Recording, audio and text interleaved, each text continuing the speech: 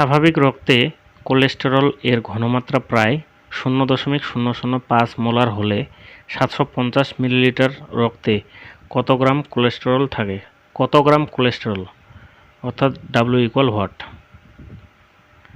দেওয়া আছে ঘনমাত্রা S এর মান 0.005 মোলার, আয়তন দেওয়া আছে 750 ml। 750 ml। আর আণবিক ভর কোলেস্টেরলের C27H46, oxygen carbon 12x27 plus hydrogen 1x46, oxygen 16, 386 গ্রাম। আমরা জানি S =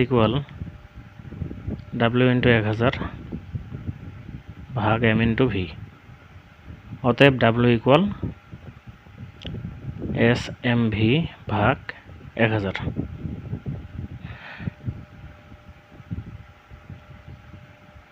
0.005 386, আয়তন 750 ভাগ 1000।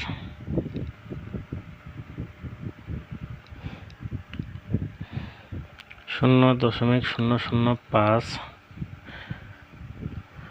386 750 ভাগ 1000,